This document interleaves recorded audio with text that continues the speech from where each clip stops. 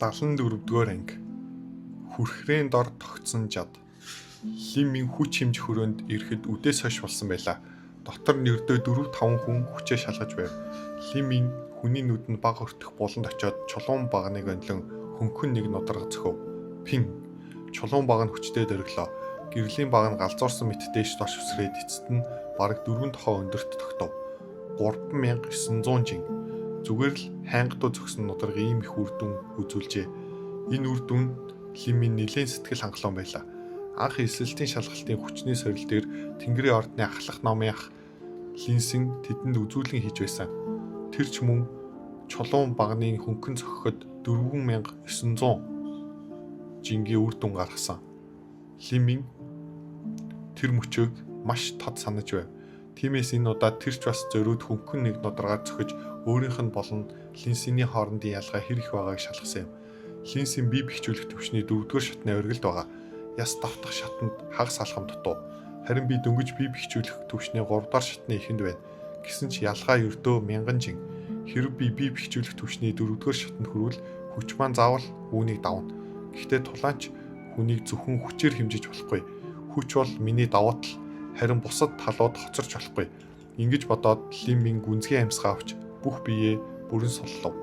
Түүний нүдэн айнан хэсэг зогсож амьсгаагаа үл мэдэг тохирууллаа. Би дотор хүчүүхэн нэгжүүдийн амьсгалын хэмнэл айжмаар нэгэн жигд болж өчүүхэн резонансын давтамжид орж эхлэв. Дараагийн агшинд Лимийн нүдэ огцом нээж хүчээ гуйнаасаа бэлхүүс рүү хөөргөв. Тэр бүрэн хөдөлгөөнгүй байдлаас агшин зуур дэлбэрэн урагш цохлоо. Бан. Түүний нудраг хүч хэмжих чулуун баган дээр яг л догшин ган туухай мэт бов.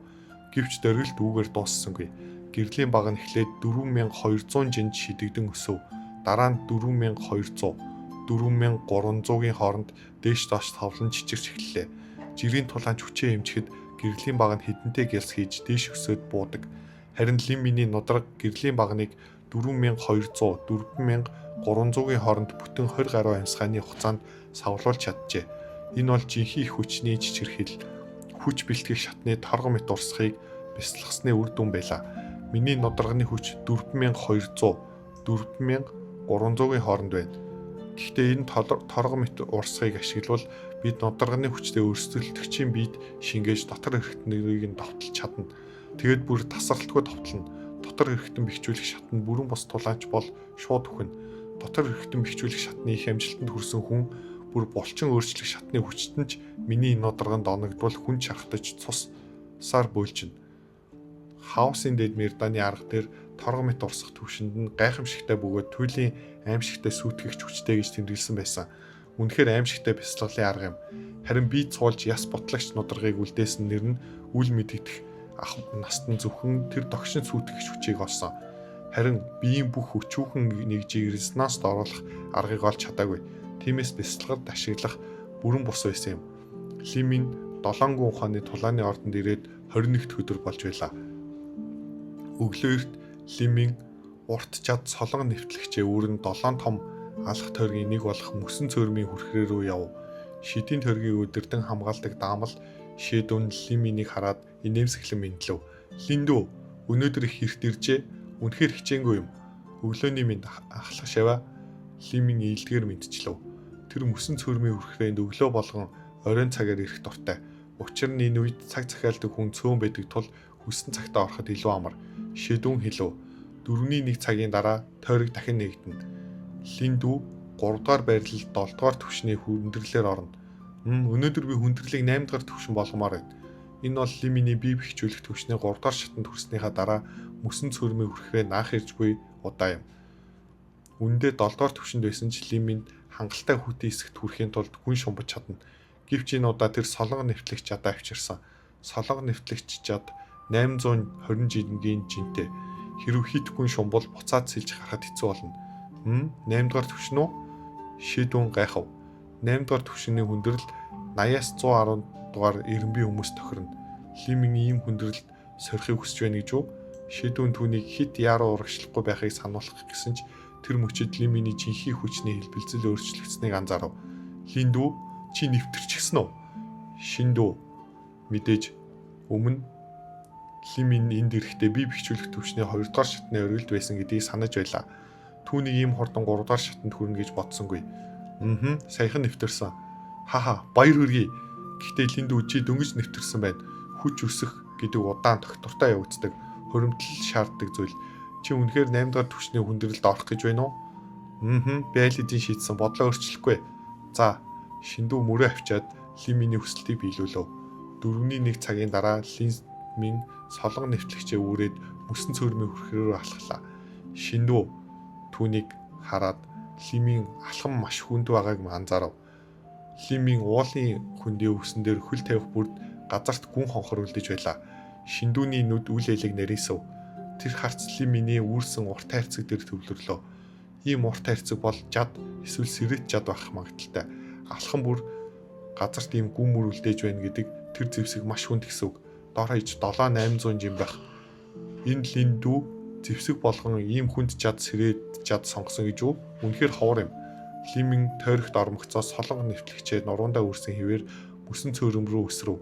8 дахь түвшний мөсөн цөөрмийн хүүтэн үнэхээр нэг шат нэмэгдүүлжээ. Гэхдээ Лимин шинээр нэвтэрсэн тул энэ хүүтэн түүнд яг тохирч байв. Өмнө мөсөн цөөрөм чумбахтаа тэр усан живхэд ус нь мөнгө ус шиг хүчтэй эсэргүүцэлтэй санагдаж байсан. Харин одоо нуруундаа 820 жинтэй урт жад үүрсэн тул Лимин шууд доош живж эхлэв. Тэр жинхий хүчээ хүчтэй эргэлдүүлж усан доторх хөдөлгөөнөө удаашрууллаа. Дараа нь 2 хөлөөрөө ус түлхэн нуруундаа солонх нэвтлэгчээ үүрсэн хэвээр мөсөн цөөрмийн гадархтай ойр нэг чулуу ирмэг дээр хурж очлоо. Тэр чулууг түвшин дээр шарав. Лимин 2 дахь чулуун тавгар дээр өсөрч ингэж хэд хэд удаа тавцаар хүрхрээнээ доор ирэв. Мөсөн цөөрмийн хүрхрээ мөсөн цөөрөмтэй биш. Зөвхөн мөн хүрхрээтэй. Хүрхрээний усч мөн харьцуулшгүй хүүтэн. Түүнээс гадна 300 тохоо өндрөөс доош цотгох усны хүч 1000 жингээс тутахгүй байлаа. Хүрхрээний дор усанд хагас дүүрэгдсэн аврах чулуу байв. Энэ нь хүрхрээний дор бясалгах хүсэлтэд тулаанчид зориулэгджээ. Ийм амрах чулууг мөсөн цөврийн хүрхрээг бүтээсэн мастер зориуд үлдээсэн байна. Эс бөгөөд ийм тогшин хүрхрээний дор чулуу яаж байх вүлээ? Олон жилийн тасралтгүй цохилтонд аль хэдийн илэгдэж боторч үгүй болох байсан. Ямар аимшигтай дарах хүч вэ? Лимин чулуун дээр зогсох гэж оролдсон ч тогтон зогсоход маш хэцүү байгааг мэдэрлээ. Хэдийгээр тэр хүрхрээний цохилт багт тусах жижигхэн хэсгийг зориуд сонгосон ч мөсөн цөөрмийн хүрхрээний ус энд онцгой хүнд байв. Хөлнийхэн доогуур биенийхэн дээгүүр урсах усны хүч түүнийг шулуун зогсоохгүй байлаа. Лимин жадаа шууд чулуу руу хатгав. Тэр солонго нэвтлэгчийн ишнээс шатгаж биеэ тогтоолоо. 1000 жингийн ус Лиминий нуруу мөрөн дээр тасралтгүй цохиж байв. Өвдөлт нь нурууг нь төмөр алхнууд тасралтгүй нүжиж буй мэт бие нь тас хурагдах гэж байгаа юм шиг санагдана. Дээрээс нь хүрхрээний ус харьцуулшгүй хүүтэн. Усны урсгал биеийг нь байнга нөмөрч байсан тул биеийн дулаан нь бүр хурдан алдагдж байв. Лимин жинхий хаосын аргаа эргэлдүүлж байсан ч хүүтэн жавар ясны чүмэг хүртэл нэвтрэн тоо томшгүй өвдөлттэй зүгээр хатгаж буй мэт мэдрэгдэв. Лимин урт жадаа хатхан биеийнхээ бүх өчүүхэн нэгжийг амьсгалыг докторуулжууллаа. Тэр биеэ торго мэт урсах төвшөнд ойртуулж жинхий хүчний чичирхийллийг ашиглан арайхийн тогтож зогсов. Амьсгал бүртээ хамт Лиминий дотоод жинхий хүчний эргэлт айжмаар тайван боллоо. Бие нь улам доктортой болж эцэст нь тэр шулуун зогсож чадлаа. Лимин солонго нэвтлэгчийг чулуунаас суглав. Тэр жадаараа шүүрсэнгүй, хатгасангүй, ямар ч хөдөлгөөн хийсэнгүй. Зүгээр л жадаа гартаа барин зогсов. Жад бол 100 зэвсгийн хаан, шүүрч чадна, завчиж чадна, цэцэг мэт эргэж чадна, шууд хатгаж чадна. Эдгээр жадны хөдөлгөөнүүд энгийн мэт харагдавч их амжилтанд хүрнэ гэдэг огт амар биш. Жад сурахад хэцүү, мастер болох бүр хэцүү. Жад бол урт зэвсэг.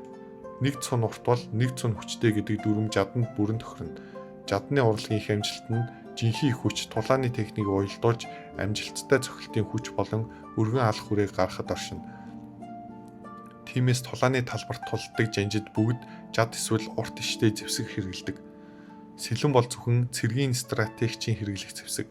Гэвч эсвэргээрээ нэг цүн богинол, нэг цүн сул. Сэлэм элдэн жадны цохилтын хүч болон алах хүрээнд дутуу боловч наривчлаараа ялдаг. Харин чинжаал бүрч илүү. Тиймээс олон алуурчин чинжаал ашигладаг. Нуухад амархан, хурдан оновчтой өрсөлдөгчийг үхлийн цэгт амархан онцгож чадна. Тиймээс алуурчин хүн жад шиг ил харагдах зэвсэг үүрч авах нь сонсогдоогүй хэрэг. Тиймээс жад бэлтгэх эхний зорилго нь бол оновч. Лимийн олон жил яс салгаж бэлтгэсэн сэлэмч бай, жадч бай тэр аль хэдийн маш оновчтой хөдөлгөөнтэй болсон. Түмэн алах тойрог дотор тэр өөр рүү сум нисэн аалзны торыг зүсэх наривчлалтай байсан. Гэвч тэр нь ямар ч эсэргүүцэлгүй нөхцөл болсон. Бодит тулаанд өрсөлдөгчийн тулааны техниктэй нүр тулах үед жинхэнэ хүчний энергийн урсгал хаасаагүй өмж байдаг. Жадаар тэр энергийн урсгалыг эвдэж өрсөлдөгчийн сул цэг рүү хатгах гэдэг амар биш. Тиймээс жад бэлтгэх ихний алхам бол жадны техникч биш, жадны хөдөлгөөнч биш. Харин ямар ч нөхцөл жадаа төвөгтэй байх явдал юм. Энэ үед Лимийн солонгон нэвтлэгчийг хоёр гараараа хатгав. Түүний хоёр гар ишний сүүлийн хэсгийг барьж, ишний 70% нь хүрхрээний дарах хүчийг доош оруулжээ. Тэр тасралтгүй мянган жингийн цохилтыг эсэргүүцэж байв. Солонгон нэвтлэгч өөрөө 820 жинтэй. Жадны иш 8 тохой, үзүүр нь 8 цүн. Ийм урт, ийм хүнд жадаар 300 тохой өндөрөөс унах хүрхрээний галзуу даралт дор доктортой байна гэдэг хэлэхэд амарханч хийхэд бэрх. Лиминий гарын хүч 4200 жин хүрсэн ч жадны үзүүр дээш доош цавлан замаа олохгүй мэт чичирч байлаа. Үнэхээр хүнд юм. Лимийн шүдээ зов. Тэр энэ байдлаар хэсэг тэсв. Гэвч удалгүй гараа бадарч эхлэхийг мэдэрлээ. Жадны үзүүр хүрхрээний хүчинд даруулан айжмаар доошилж эхлэв. Таалагдсан бол лайк дарж Wildcard Audio сувгийг subscribe хийгээрэй. 75 дугаар анги. Мөрөөтэй тулааны өдөр. Лимийн нэгэн зэрэг гарынхаа хүчийг хянаж хүрхрээний яс нэвт жиндүүлэх хүйтнийг эсэргүүцэхээр жинхэнэ хүчийг эргэлдүүлж байлаа.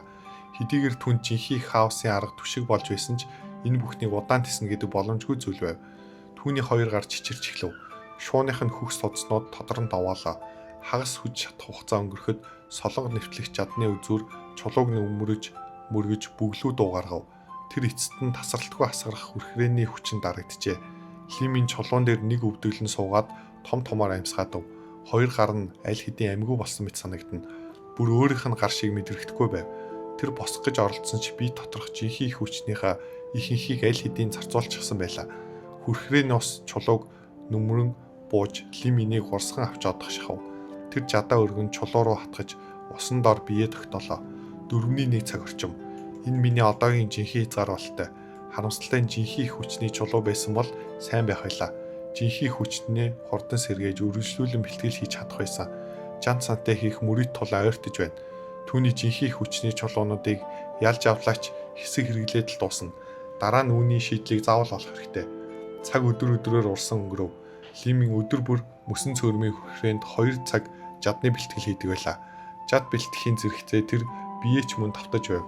Алтан могоо улаан үрлийн нөлөөг тэр эцэст нь бүрэн шингээж дуусжээ. Хэдийгээр Лиминий бясалгал бие бэхжүүлэх төвчний 3 дахь шатны эхэнд төр тогтсон ч тэрийн төвчнээ маш бат бөх болгож чадсан байлаа. 8 өдөр өнгөрөхөд Лимийн хадгалж байсан 16 цагийн бэлтгэлийн хугацаагаа бүгдийг нь ашиглаж дуусав. Сүүлийн өдөр гэхэд тэр солонгон нэвтлэгчийг үүрэн хүрхрээний дор нэг амьсгаагаар бүтэн цаг зогсож чаддаг болжээ. Эхэндээ түүний урт жад баг хөдөлгөөнгүй доктортой байдаг байв. Харин хагас цаг өнгөрсний дараа л үзүүр нь баг зэрэг чичирч эхэлнэ. Дараа нь дахин 2 өдөр өнгөрөв. Лимийн 7 ухааны тулааны ордонд ирснээс хойш 1 сар болжээ. Өглөө эрт Лимийн урдын адил орноосоо босов. Тэр сууцныхаа модон хаалганы өмнө 100 жилийн настай модын сүдэр дор зогслоо. Гартаа солонго нэвтлэгч жадаа атгаж 2 гараа урагш сунган барив.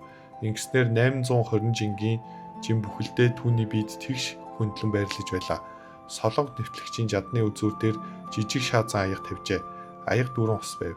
Лиминий гүн доктортой хүчний дор тэр аяганд усны өчүүхэн тусалж хасгарсангүй. Яг л тэгш ширээн дээр тавьсан мэт байлаа. 7 том алах тойрогт орох үлдсэн хугацаагаар дуусгасан тул тэр одоо мөсөн цөөрмийн хүрхрээнд очиж чадахгүй. Тиймээс Лимийн өөр ийм аргууд зохиож бэлтгэл хийж байв. Лимийн үд төгтөл бэлтгэл хийлээ. Дараа нь маш энгийн хоол идэж баг зэрэг амрав. Тэгээд солонго нэвтлэгчээ өөр нь 7 ухааны тулааны ордны тулааны тавцан руу шууд явлаа. Өнөөдөр бол жан цантай хийх мөрөд тулааны өдөр. Хэдийгээр намрын улирал болсон ч үдийн наран төөнөн халж байлаа. Энэ бол өдрийн дундаас ян энерги хамгийн өтгөн байдаг цаг. Үдээс 3 мөчийн өмнөх нар хамгийн ширүүн, хамгийн хорсолтой мэт төөндөг. Жирийн хүн энэ үед гадагш гарахаас зайлсхийж гэртээ амран дуг хийхийг илүүд үзнэ. Гэвч яг одоо 7 ухааны тулааны ордны тулааны тавцан дээр асар олон хүн цугларчихсан байлаа. Эдгээрийн ихэнх нь 7 ухааны тулааны ордны газрын танхим болон хүний танхимын шавнар мөн тэнгэрийн ордны шавнараас ч зарим нь иржээ. Хэдийгээр нар шатам халуун байсан ч тэдний нүрэнд өчүүхэн чхүйс харагдсангүй. Тэд тэнгэрт цэлмэг өдөр салхинд зугаалж байгаа мэт тайван сандралгүй харагдана. Эдгээр шавнарын хинч жирийн хүн биш гэдэгт нэлт. Өнөөдөр Лимин Жанцан Ван Янфэн Лю Минсан дөрвийн мөрийг тулааны өдөр байлаа. Энэ дөрвийн хоёр нь эсдийн шалгалтын шин шавнарын 1-р болон 2-р байртан. Нөгөө хоёр нь хүчтэй хуучин шавнар. Ийм явдал Долонгун ухааны тулааны ордны шавнарын анхаарал сонирхлыг татгад хангалттай байв. Хүний танхимын шавнар хөвчлэн сонирхож хөгжилдөх гэж иржээ. Харин газрын танхим болон тэнгэрийн ордны шавнар ирээдүйн өрсөлдөгчөд харахаар ирсэн байлаа. Лиминч бай, Ван Янфэнч бай тэдний ирээдүйн ирэмб заавал гэсэн. Тэнгэрийн ордны шавьч тэдний дорд үзэхгүй. Мэдээж энэ бол хожмын эрг. Одоогийн тэдний хүч дөнгөж эхлэл шатандаа л байв. Тэнгэрийн ордны нэг шав тулааны тавцангийн дэргэд нарны цаг руу харан удаанаар хэлв. Энэ тулааны үр дүнд нэг хэрэгэлцээ байхгүй. Өмнө шин шавнар оролцсон тулаанд шинээр ирсэн хүмүүс хуучин шавнарыг бараг ялж байгаагүй. Тэр тусмаа энэ удаа тэд Лю Минсан, Жанцан хоёртой тулна. Хоёулаа мэрэгчлэнүүд Лимин, Ван Янфэн хоёр бараг найдвар алга. Үнэ. Гэхдээ энэ Лиминийг тутан үлж болохгүй. Түүнийг анх тулаанд орж ирэхэд би огт тоогоогүй. Гэхдээ сүүлийн түмэн алах тойрогт шалгалтанд тэр 126 дугаар байрт орсон. Энэ бол энгийн үр дүн биш. Энэ удаа тэр Жанцантай тултна. Хэрв Лю Минсантай таарсан бол Лю Минсанд амаргүй байх байсан. Бүр ичхүүргүйгээр ялагдчих мэднэ. Чи Лю Минсаныг Лиминд ялагдана гэж бодож байна уу? Болох хэрэгтэй. Лимин авьяас хязгаартай. Хэдийгээр түмэн алах тойрогт өндөр байр авсан ч Лю Минсанд хүрэхэд хол байна. Тэр эзэлтийн шалгалтын шагнал болсон 2 дээд чанарын үрлийг ууж зарим нөлөөг шингээсэн байж болно. Гэхдээ ганц сарын дотор Лю Минсаныг үүснэ гэж чи үнэхээр бодож байна уу? Авьяас гинэ. Чи зөвхөн Лиминий авьяасыг л харж байна. Лимин ямар азтай очиралтай таарсан, ямар үнэт дүрл өвс им хэрэгэлсэн нь хамаагүй. Өнөөг хүртэл үзүүлсэн түүний тэмцэл авьяасын хязгаарыг аль хэдийн үлд хоосон. Зөвхөн авьяасаар нь дорд үдсэн хүн гарцаагүй ялагдламсна. Тэнгэрийн ордны нэг шав баттай илв. Хэ. Чи тэр Лиминийг их өндөрөөр үнэлж байна. Өнөөдөр өнгөрсөн удаа их хадгаламжийн санд очихдоо Лимин ямар бяцлаглалын арга сонгосныг зориуд анзаарсан. Газрын танхимын шав зориуд үгээ сонжруулан бусдын анхаарлыг татж байгаагаа мэдрэмэгц үр үйлслүүлв. Энэ Лимин суурь жадны техник, суурь дөдлөөний техник гэсэн хоёр бяцлаглалын арга сонгосон. Бас хаанаас ч юм бүрэн бус бие цуулж яс бутлагч нудраг гэдэг тулааны техник олж авсан. Ийм зүйлээр тэр ганц сарын дотор хэр их ахиж чадах юм.